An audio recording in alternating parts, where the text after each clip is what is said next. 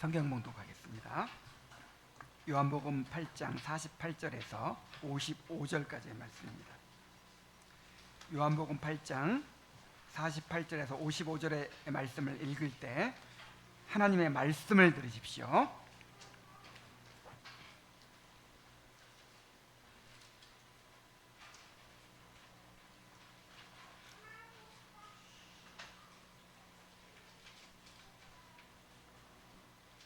유대인들이 대답하여 이르되 우리가 너를 사마리아 사람이라 또는 귀신 들렸다 하는 말이 옳지 아니하냐. 예수께서 대답하시되 나는 귀신 들린 것이 아니라 오직 내 아버지를 공경함이거늘 너희가 나를 무시하는도다. 나는 내 영광을 구하지 아니하나 구하고 판단하시는 이가 계시니라. 진실로 진실로 너희에게 이르노니 사람이 내 말을 지키면 영원히 죽음을 보지 아니하리라. 유대인들이 이르되 지금 내가 귀신 들린 줄을 아노라. 아브라함과 선지자들도 죽었거늘 내 말은 사람이 내 말을 지키면 영원히 죽음을 맛보지 아니하리라 하니 너는 이미 죽은 우리 조상 아브라함보다 크냐. 또 선지자들도 죽었거늘 너는 너를 누구라 하느냐. 예수께서 대답하시되 내가 내게 영광을 돌리면 내 영광이 아무것도 아니거니와 내게 영광을 돌리시는 이는 내 아버지이시니 곧 너희가 하나님이라 칭하는 그이시라. 너희는 그를 알지 못하되 나는 아노니 만일 내가 알지 못한다 하면 나도 너희같이 거짓말쟁이가 되리라. 나는 그를 알고 또 그의 말씀을 지키노라. 아멘.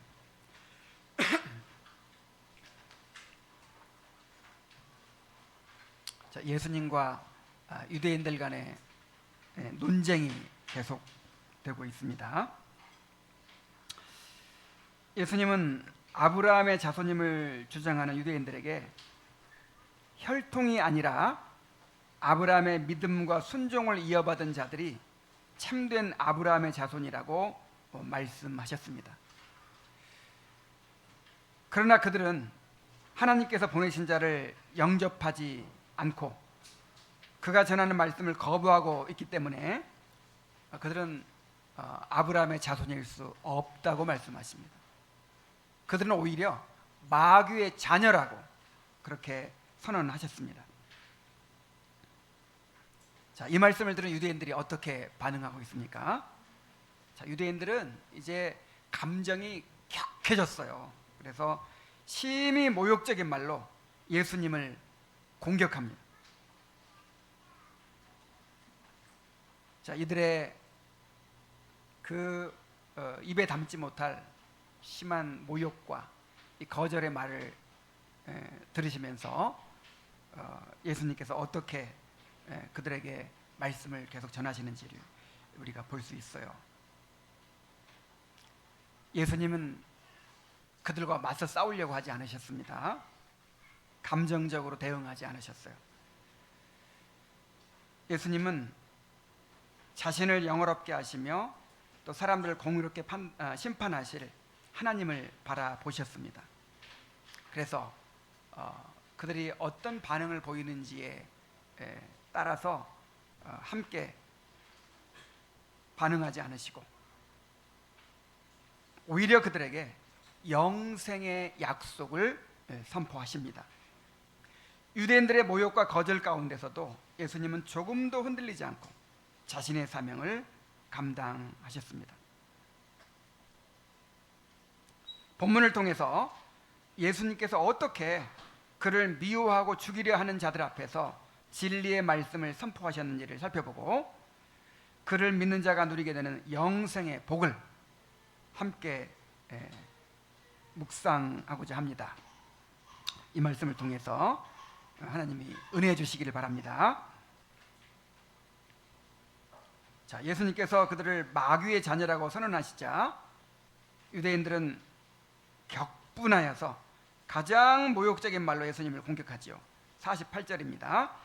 유대인들이 대답하여 이르되 우리가 너를 사마리아 사람이라 또는 귀신이 들렸다 하는 말이 옳지 아니하냐.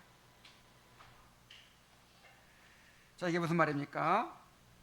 자, 우리가 너에 대해서 사마리아 사람이라 또는 귀신 들렸다 하고 이야기하고 있는데 지금 너의 말을 듣고 보니까 그것이 사실이로구나, 그것이 분명하구나, 이렇게 예수님을 모욕하고 있는 것입니다. 유대인들은 사마리아인들을 배교자로 여겼어요. 그래서 세리나 창기와 같은 아주 부정한 자들로 취급을 했습니다. 그러므로 사마리아 사람이라는 말은 유대인들 사이에서 가장 심한 욕이었어요. 더구나 귀신 들렸다는 말은, 자, 귀신 들렸다는 말이 무슨 말이에요? 마귀의 영에 사로잡혀 있다는 말이잖아요. 이보다 더 심한 모욕과 정죄의 말이 어디 있겠습니까?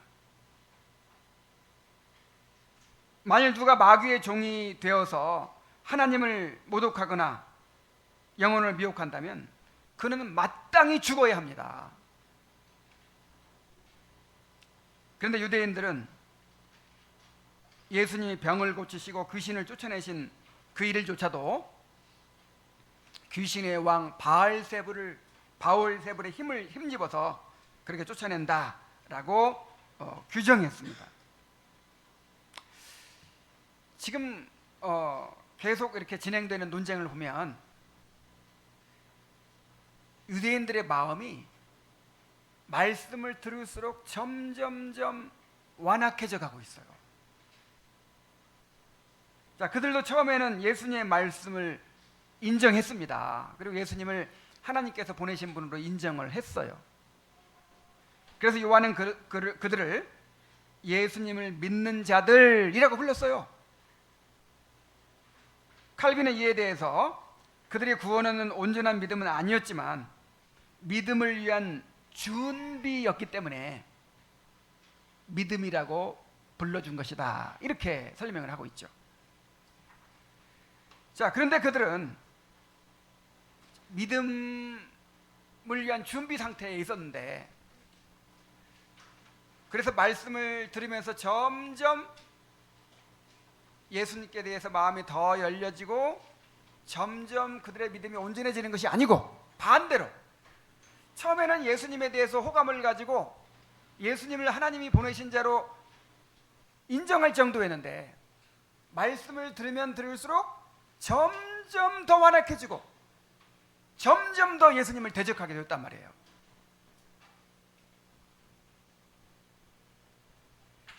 그래서 급기야는 예수님을 사마리아 사람이라, 귀신이 들린 사람이라, 이렇게까지 모욕하고 정죄하기에 이르렀습니다. 자, 이렇게 하나님의 말씀이 선포될 때 어떤 사람은 마음을 낮추고 회개하지만 어떤 사람들은 오히려 더욱 마음이 완악해진다는 것을 알 수 있습니다.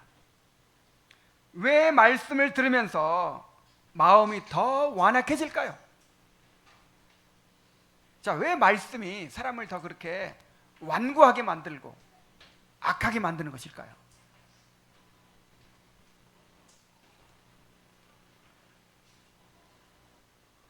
객관적으로 선포되는 말씀은 누구나 좋아할 수 있어요.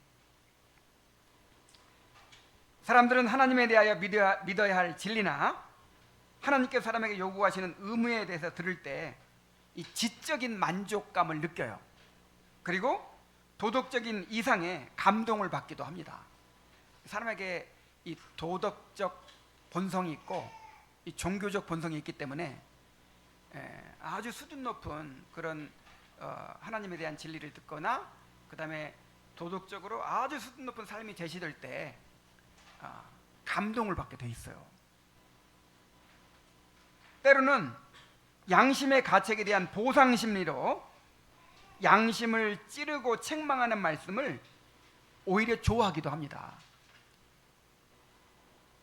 그 말씀에 직접적으로 직면해서 회개하지는 않지만 에스겔 선지자가 말한 것처럼 음악을 감상하듯이 말씀을 감상하는 거예요. 자, 그런데 그 말씀이 자신을 직접적으로 건드릴 때 문제가 됩니다. 자, 헤로드 왕도 세례 요한의 전하는 말씀을 좋아했어요, 안 좋아했어요?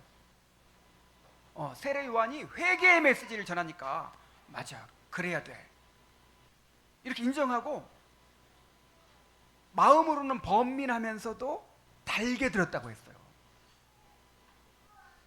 자, 그런데 그 말씀이 자기에게 직접적으로 향하게 될 때, 당신이 남의 아내를 취한 것은 간음죄를 범한 것입니다, 이렇게 직접적으로 자기의 죄를 책망했을 때 요한을 옥에 가두어 버렸어요.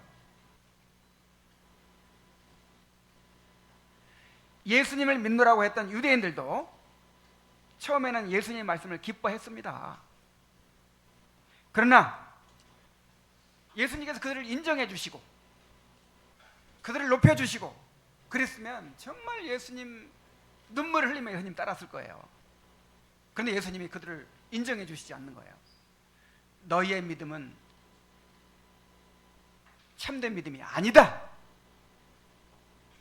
너희는 내 말에 거하지 않고 있다. 너희는 나를 참되게 따르는 제자가 아니다. 이렇게 그냥 그들의 그 형식적이고 거짓된 믿음을 드러내시고, 그리고 심지어는 너희들은 마귀의 자녀들이다, 마귀에 속한 자들이다, 이렇게까지 지적을 하시니까 그들은 자신을 방어하면서 이제 예수님을 대적하기 시작한 것입니다. 이를 통해서 그들이 자랑하던 경건이 실상은 얼마나 거짓되고 위선적인 것이었는지가 드러난 것입니다. 결국 자신을 깨뜨리는 말씀 앞에서 겸손히 자기를 낮추고 굴복하느냐, 아니면 마음을 완고하게 하여 거부하느냐가 우리의 영적 상태를 드러내는 것입니다.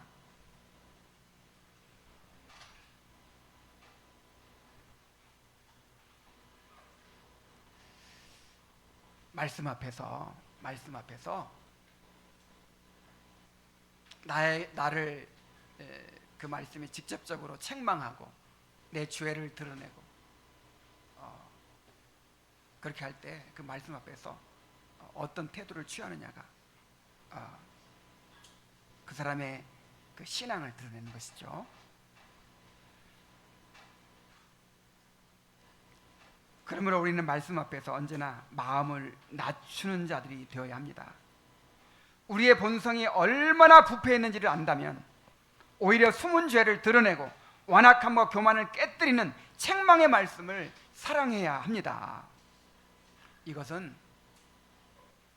공개적으로 모든 사람에게 선포되는 말씀에 대해서도 마찬가지고, 또 직접적으로 개인적으로 그렇게 권면하고 책망하는 말씀에 대해서도 마찬가지예요.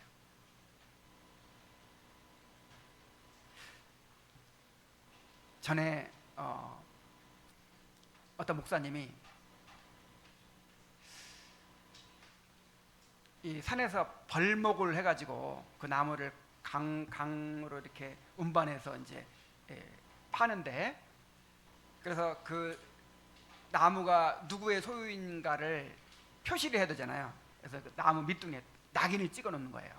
그래서 이제 강물에 막 이렇게 운반해가지고 이 사람 저 사람 거 다 섞여 있을 때 이제 그 이름에 따라서 자기 것을 분리하는 것인데, 위에서 떠내려오는 나무를 밑에 동네 사람들이 그 밑둥을 딱 잘라버리고 자기 걸로 만드는 거예요.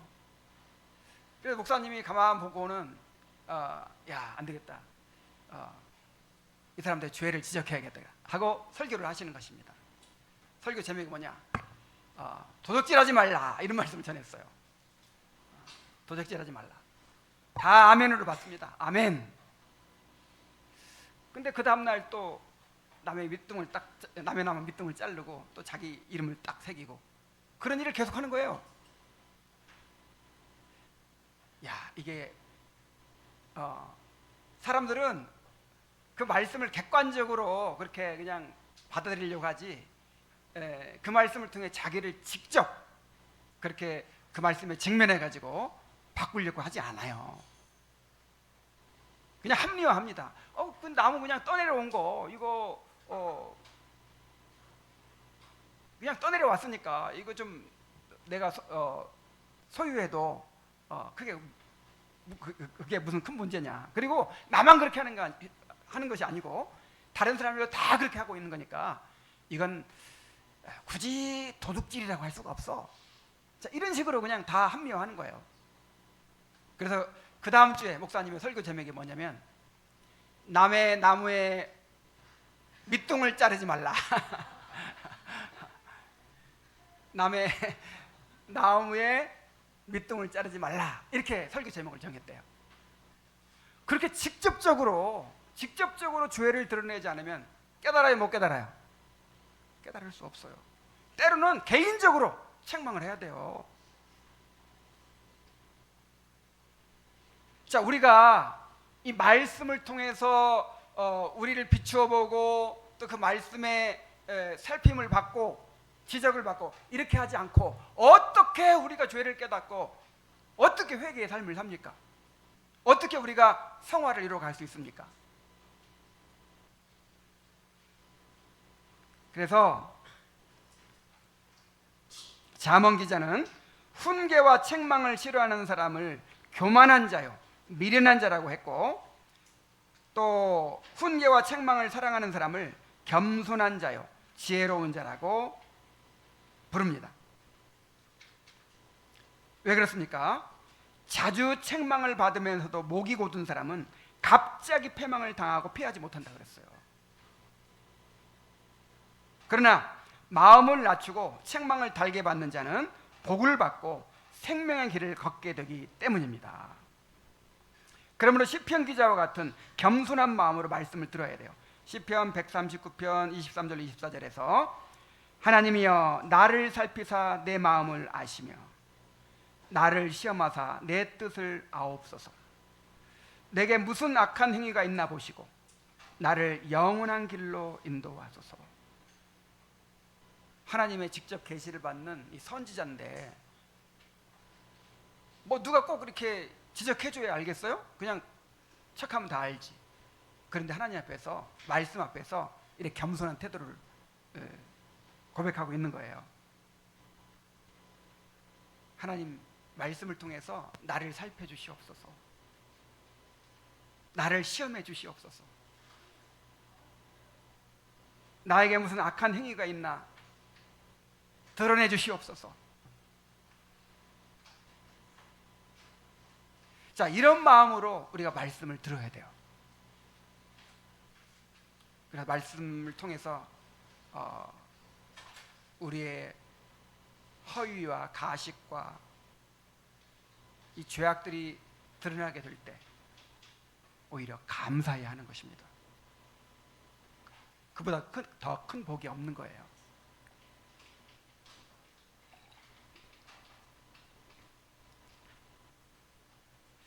자, 유대인들의 모욕에 대해서 예수님이 어떻게 대응을 하십니까? 49절부터 50절에 오면 예수께서 대답하시되 나는 귀신 들린 것이 아니라 오직 내 아버지를 공경함이오늘 너희가 나를 무시하는도다. 나는 내 영광을 구하지 아니하나 구하고 판단하시는 이가 계시니라. 자, 이렇게 말씀하셨어요. 예수님은 스스로 자신의 영광을 구하지 않으시고 오직 하나님을 공경하며 판단을 하나님께 맡기셨습니다. 나는 귀신 들린 것이 아니다. 나는 아버지를 공경할 뿐이다. 자, 예수님이 전하신 말씀은 다 하나님을 공경하는 동기에서 나온 것이었습니다. 하나님을 공경하기 때문에 유대인들의 반감에도 불구하고 하나님의 말씀을 있는 그대로 전하시는 것입니다. 또한 예수님은 내 영광을 구하고 판단하는 이가 계신다라고 말씀하십니다. 내 영광을 구하는 이 누구죠? 하나님이시죠. 내가 내 영광을 구하는 게 아니고 내 영광을 구하시는 하나님이 계신다는 거예요. 내가 심판하고 내가 대적하고 싸우려고 하는 것이 아니고 이 사람들을 판단하실 분, 심판하실 분이 계신다는 거예요. 그래서 심판을 하나님께 맡기시는 것이죠. 스스로 자신의 영광을 구하지 않고 대적하는 자들과 싸우려고 하지 않으시고 자신을 높여주시고 거역하는 자들을 의롭게 심판하실 하나님께 맡기셨습니다. 성경은 주님을 따르는 자들에게도 주님이 걸어가신 길을 따르도록 명령하고 있습니다. 우리도 주님처럼 그렇게 복음을 전해야 돼요. 우리는 주님이 복음을 전하시면서 어떤 대접을 받으셨는지를 생각해야 합니다. 히브리서 12장 3절에 너희가 피곤하여 낙심하지 않기 위하여 죄인들이 이같이 자기에게 거역한 일을 참으신 일을 생각하라. 자, 히브리서 독자들이 어떤 상태에 있었습니까? 예수님을 믿는다는 것 때문에, 예수님을 증거한다는 것 때문에 너무나도 억울한 일을 많이 당하는 거예요. 재물을 빼앗기고, 그 다음에 억울하게 매를 맞고 감옥에도 갇히고, 그렇게 사람들에게 욕을 먹고 모욕과 수치를 당하고 이런 일을 당하는 거예요. 자, 이러면서도 낙심치 않기 위해서 누구를 생각하라? 죄인들이 이같이 자기에게 거역한 일을 참으신 자를 생각하라. 진리의 말씀은 인간의 본성을 거스르게 돼 있어요. 자, 사람들이 진리의 말씀을 좋아합니까? 안 좋아합니까? 이 말씀을 그대로 전하면요, 이 가공해가지고 사람들이 싫어하지 않도록 가공해서 그렇게 전하니까 그렇지, 이 말씀을 있는 그대로 전하면 불편해요. 이 진리는 불편하고요, 반감이 들고요, 이 인간의 본성을 거스르는 거라니까요. 그래서 복음을 바르게 전하면 반드시 사람들에게 미움을 받게 돼 있어요. 자, 로이드 존스 목사님이 항상 그런 말씀을 하셨죠. 정말 그 목사가 말씀을 바르게 전하고 있는가, 이걸 알려면 그 말씀 때문에 거부감을 일으키는 사람이 있는가, 그 말씀 때문에 그 목사를 미워하는 사람이 있는가, 이걸 봐야 된대요. 모든 사람이 다 좋다고 하고 환영하고 그러면 말씀을 제대로 전한 거예요, 못 전한 거예요? 말씀을 바르게 전한 것이 아니라는 거예요. 모든 사람들이 환영하는 복음은 성경의 복음이 아닙니다. 자, 그런데 오늘날 교회의 문제는 모든 사람들이 좋아하는 말씀을 전하려고 하고 모든 사람들이 좋아하는 교회가 되려고 하는데 있어요.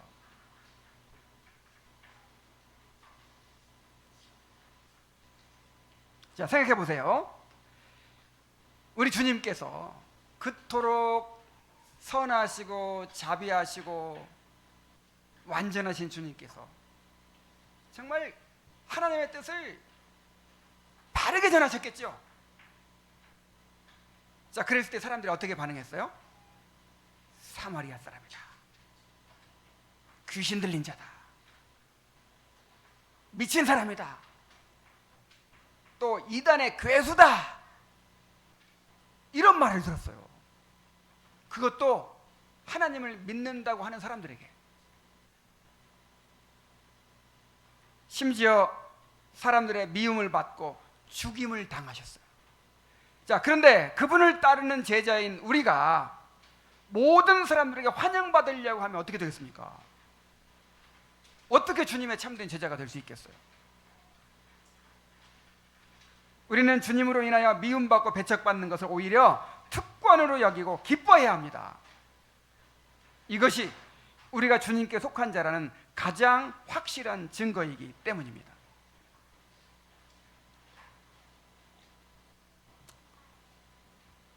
팔복 가운데 가장 마지막 복이 무슨 복이에요? 의를 위하여 박해를 받는 자는 복이 있다 그랬죠. 나를 인하여 너희를 욕하고 너희를 핍박하고 너희를 거슬러 모든 악한 말을 할 때에는 너희에게 복이 있나니 기뻐하고 즐거워하라 그랬어요. 자, 왜 기뻐하고 즐거워해야 됩니까? 내가 지금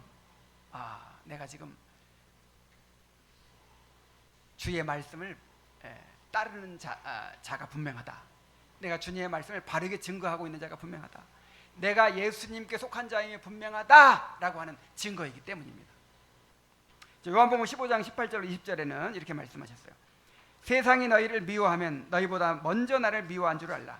너희가 세상에 속하였으면 세상이 자기의 것을 사랑할 것이나 너희는 세상에 속한 자가 아니요 도리어 내가 너희를 세상에 택하였기 때문에 세상이 너희를 미워하느니라. 내가 너희에게 종이 주인보다 더 크지 못하다 한 말을 기억하라. 사람들이 나를 박해하였은즉 너희도 박해할 것이요 내 말을 지켰은즉 너희 말도 지킬 것이라 그랬습니다. 그러므로 사람들에게 복음 때문에, 주님을 따르는 신앙 때문에 미움받고 억울한 일을 당할 때 맞서 싸우거나 되갚으려고 해서는 안 됩니다. 주님이 그렇게 하셨듯이 우리도 스스로 자기 영광을 구하지 말고 우리를 높여주시고 의롭게 심판하실 주님께 우리 자신을 맡겨드려야 합니다. 자, 놀라운 것은 예수님은 이러한 상황에서도 영생의 말씀을, 영생의 약속을 선포하셨다는 거예요. 51절에 진실로 진실로 너희에게 이르노니 사람이 내 말을 지키면 영원히 죽음을 보지 아니하리라.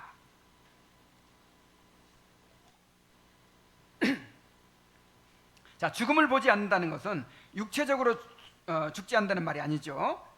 모든 사람이 당하게 되어 있는 영원한 지옥의 형벌을 당하지 않게 된다는 거예요. 더 나아가서 창조시부터 약속하시고 온 인류가 염원해 온 영생을 얻게 해주신다는 것입니다. 영생이 무엇입니까? 영생은 하나님과 교제하며 하나님의 충만한 영광과 행복에 참여하는 것입니다. 예수님 우리에게 영생을 주시기 위하여 오셨습니다. 예수님은 십자가에서 우리 죄를 대속하시고 율법을 온전히 지키심으로 의를 획득하셨습니다. 우리를 위한 의죠. 그러므로 누구든지 예수님을 믿으면 값없이 의롭다 하심을 받고 영생을 얻게 됩니다. 영생은 예수님 안에 있기 때문에 누구든지 예수님을 믿는 자는, 예수님 영접한 자는 영생을 소유하게 됩니다. 영생은 이 땅에서부터 시작되어서 부활 때에 완전해집니다. 예수님께서 이 말씀을 하시면서 내가 진실로 진실로 너희에게 이르노니 라고 말씀하십니다. 이 약속이 반드시 이루어질 것을 확증하시는 거예요. 이 말씀을 들어야 된다. 이 말씀이 너무나도 중요한 말씀이다. 이 말씀대로 반드시 이루어질 것이다. 이런 보증으로 내가 진실로 진실로 너희에게 이르노니 라고 말씀하고 계시는 것입니다. 우리가 이 약속을 굳게 붙들어야 합니다. 우리가 죽은 후에 지옥에 떨어지는 것을 두려워해야 돼요. 여러분, 지옥을 두려워하십시오. 여러분 지금 두려워하는 거 많죠? 뭐 가난해질까 봐 두려워하잖아요. 사고 날까 봐 두려워하고, 병들까 봐 두려워하고, 다른 사람에게 상처받을까 봐 두려워하고, 죽을까 봐 두려워하죠. 그런데 지옥에서 영원토록 고통받게 되는 것이 얼마나 두려운 일입니까? 내 자신이 지옥에 가는 건 두렵지만 내 사랑하는 자녀들이, 내 사랑하는 가족들이 그 지옥에 가는 게 얼마나 두려운 일입니까? 정말 지옥을 두려워하는 사람들이 되어야 돼요.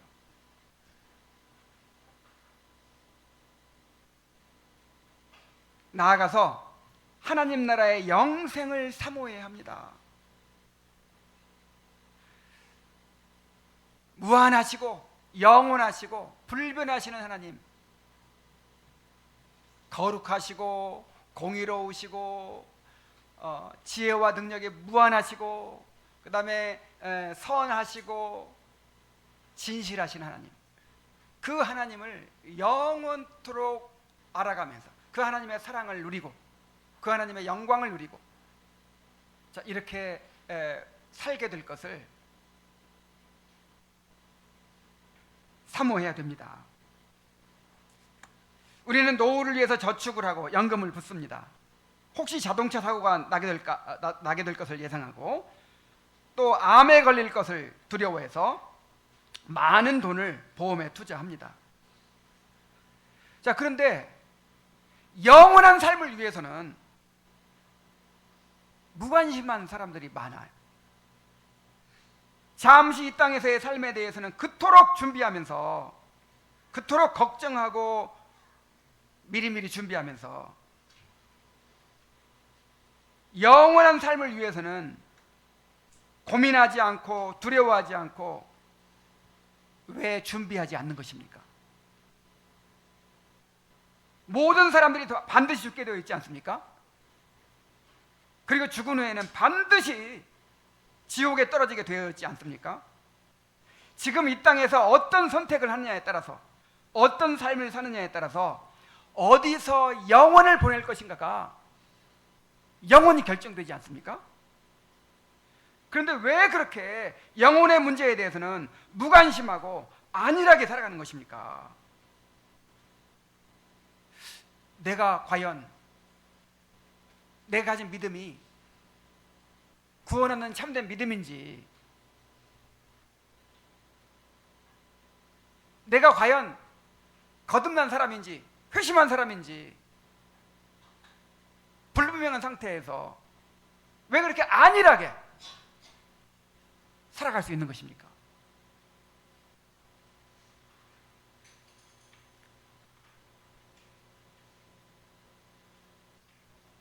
지옥의 영원한 형벌을 두려워하고 하나님 나라의 영생을 사모하는 성도들이 되시기를 바랍니다. 자, 그런데 예수님은 영생을 약속하시면서 단순히 나를 믿으면 이라고 하지 않으시고 내 말을 지키면 이라고 하십니다.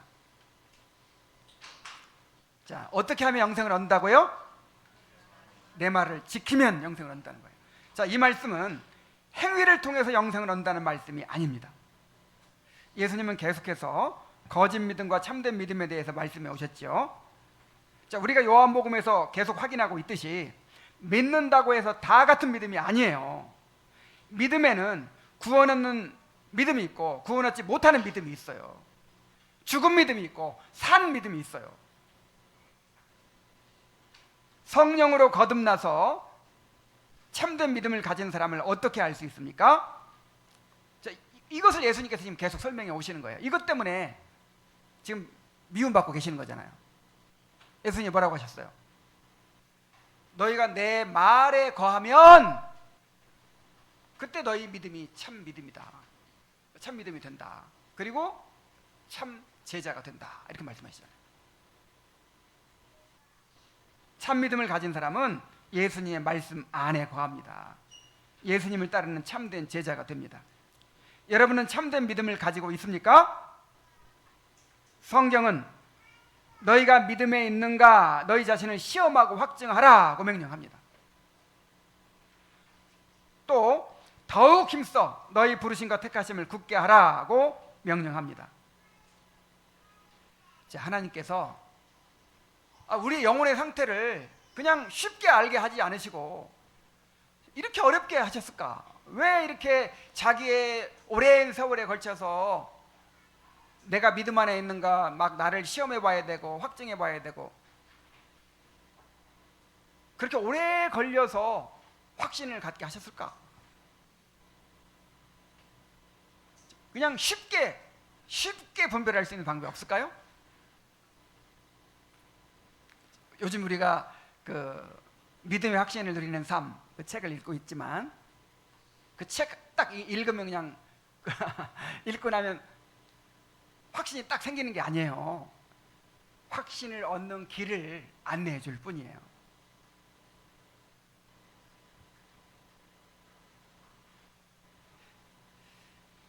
하나님께서는 우리의 영혼 상태를 즉시 다 알게 하지 않으시고 은혜를 힘써 추구하는 과정을 거치게 하심으로써 그런 과정을 통해서 확신에 이르게 하십니다.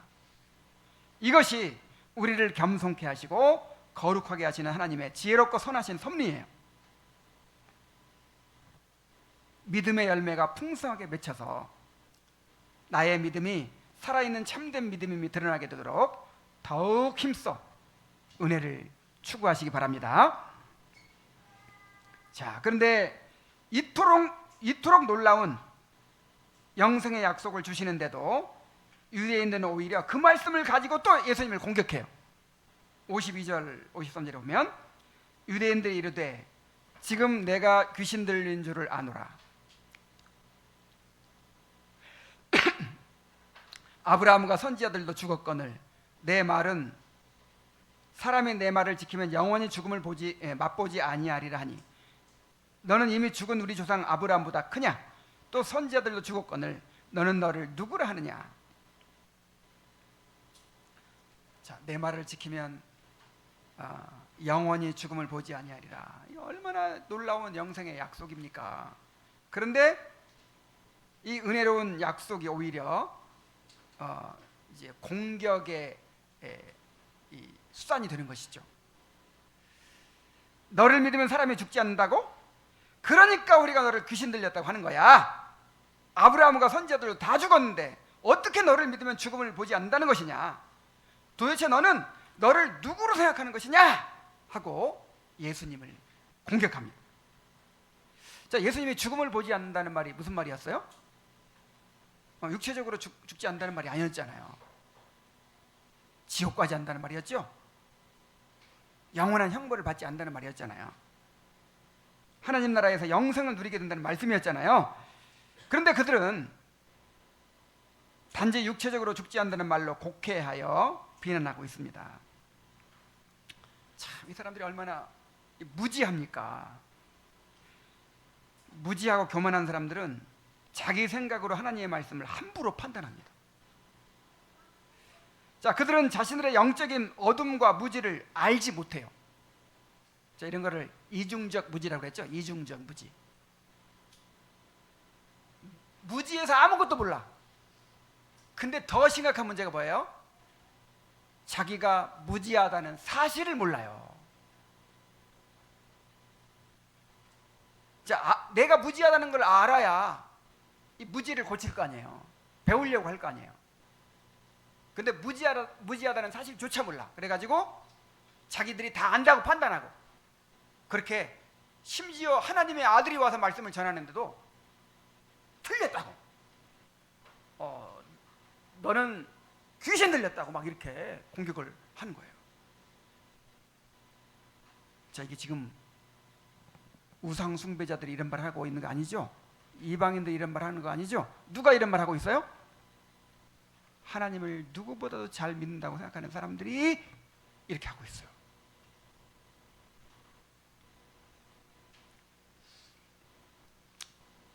영적인 어둠과 무지는 하나님의 생명에서 떠나 있기 때문이고 하나님을 거부하는 교만하고 완악한 마음에서 비롯된 것입니다.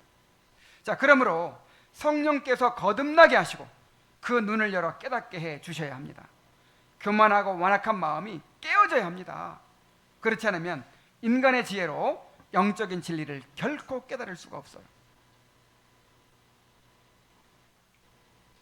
고린도전서 2장 9절로 10절 또 14절에 바울은 이렇게 말합니다. 기록된 바 하나님이 자기를 사랑하는 자들을 위하여 예비하신 모든 것은 눈으로 보지 못하고 귀로 듣지 못하고 사람의 마음으로 생각하지도 못하였다 함과 같으니라. 자, 영적인 진리는 인간의 본성으로, 인간의 지식으로 깨달을 수 없다 하는 것이죠. 오직 하나님이 성령으로 이것을 우리에게 보이셨으니 성령은 모든 것 곧 하나님의 깊은 것까지라도 통달하시느니라. 자, 하나님께서 무엇을 통해 가르쳐 주세요? 성령을 통해서. 하나님의 말씀은 성령을 통해서만 깨달을 수 있어요. 육에 속한 사람은, 아직 거듭나지 않은 사람은 하나님의 성령의 일들을 받지 아니하나니 이는 그것들이 그에게는 어리석게 보이며 또 그는 그것들을 알 수도 없나니 그러한 일은 영적으로 분별되기 때문이라. 거듭나지 않으면 하나님 나라를 볼 수 없어요. 영적인 세계를 이해할 수가 없어요.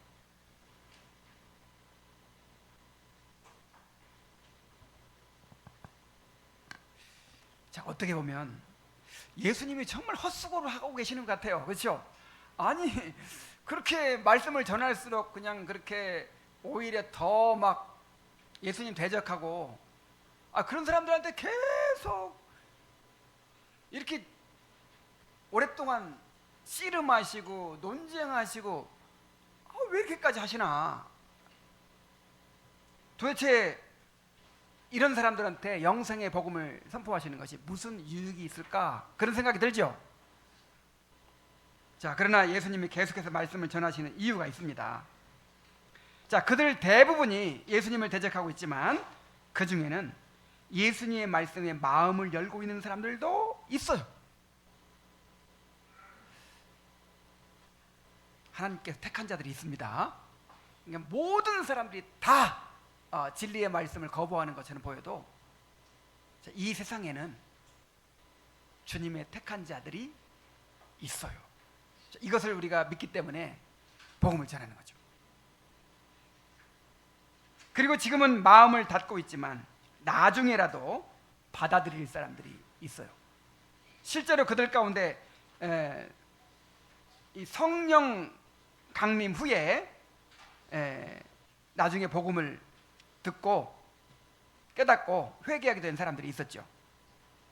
자, 그리고 끝까지 복음을 거부하는 자들에게도 복음을 전하는 것이 의미가 있어요. 심판날에 그들에게 증거가 되도록 하기 위한 것입니다. 그래서 칼빈은 복음은 하나님의 구원의 능력일 뿐 아니라 심판의 도구이기도 하다.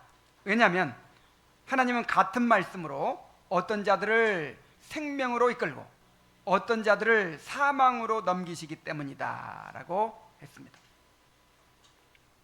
자, 그러므로 우리도 열매가 보이지 않고 모든 사람들이 거절하는 것처럼 보이더라도 신실하게 말씀을 전해야 합니다.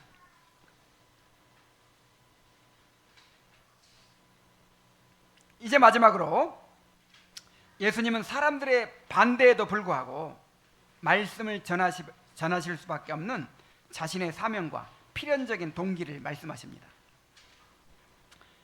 제가 방금 말씀드린 거는 이제 그 듣는 자의 입장에서 복음이 꼭 전해져야 될 이유를 말한 것이라면, 이거는 이제 전하는 자의 입장에서 복음을 전해야 될 이유를 보여줍니다.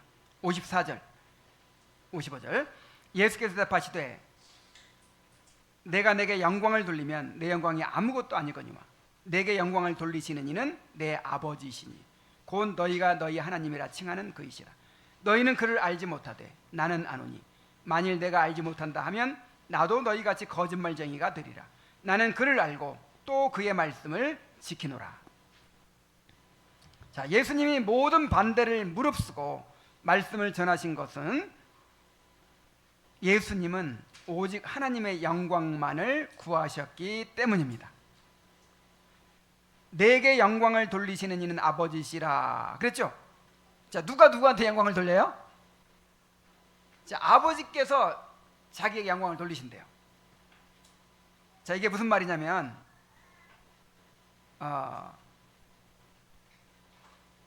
자, 예수님의 영광을 누가 책임지냐 이 말이에요. 예수님의 영광을 예수님이 책임지지 않아요. 누가 영광을 주시죠? 하나님이.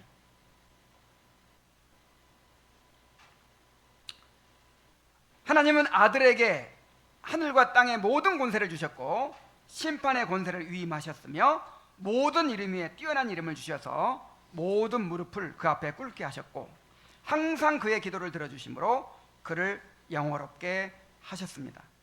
그래서 예수님은 자기 영광을 위해서 애쓸 필요가 있어요, 없어요? 어떻게 하면 사람들이 나를 인정하게 만들까? 어떻게 하면 나를 칭찬하게 만들까? 자, 이런 거 관심 가질 필요 있어요, 없어요? 사람이 나를 영광스럽게 해주는 게 아니라 누가 영광을 주신다고요? 하나님이. 그래서 사람들의 태도에 좌우될 필요가 없다 이 말이에요.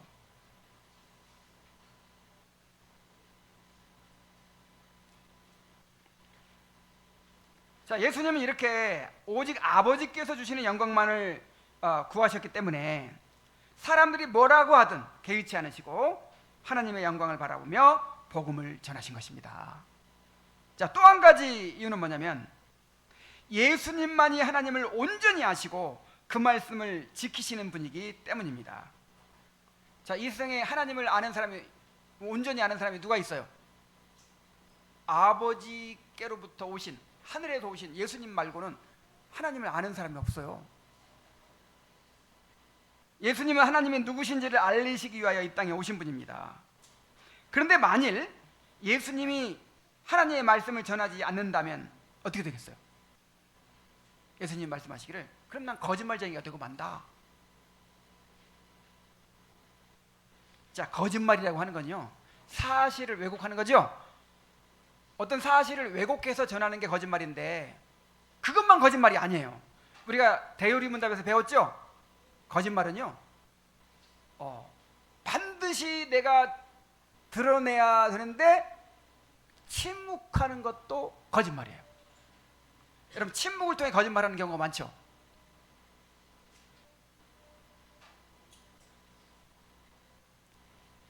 그래서 예수님은 아무리 사람들이 나를 욕하고 모욕하고 비난하고 핍박을 해도 거짓말쟁이가 되지 않기 위해서, 그리고 하나님의 말씀을 지키기 위해서 말씀을 전하실 수밖에 없다는 거예요. 우리가 말씀을 지킨다는 것은요, 말씀에 순종한다는 것인데 더 나아가서 그 말씀을 증거한다는 것도 포함되는 것입니다. 자, 말씀을 지키는 일에 어떤 게 포함된다고요? 말씀을 증거하는 거. 우리가 증인이잖아요, 증인. 그래서 말씀을 지킨다 하는 말은 그 말씀을 증거한다는 뜻이기도 해요.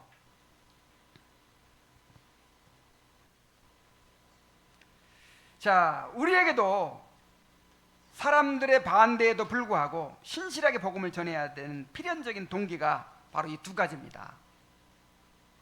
자, 우리는 하나님의 영광을 추구하는 자들입니다. 자, 우리가 추구하는 게 뭐예요? 하나님의 영광이죠. 하나님의 영광. 영원토록 하나님의 영광을 누릴 사람들이잖아요. 하나님께서 우리를 영광스럽게 해주실 거잖아요. 그래서 우리가 바른 말씀을 전하다가 세상에서 모욕과 수치를 당할지라도, 사람들이 우리를 몰라주고 우리가 외로워지고 가난해지고 비천해질지라도 괜찮아요. 하나님께서 반드시 우리를 높여주시고 주님과 함께 영광을 누리게 해 주실 것입니다. 자, 이것을 믿으니까 사람들의 반응에 관계없이 담대하게 말씀을 전할 수 있는 것이죠. 그러니까 내 영광을 추구하면요, 내 영광을 추구하면 우리가 말씀을 지킬 수 없어요. 우리가 말씀을 전할 수 없어요. 하나님의 영광을 추구하시기 바랍니다. 그리고 우리는 주님과 연합하여 교제하는 자들이고 주님의 증인들입니다.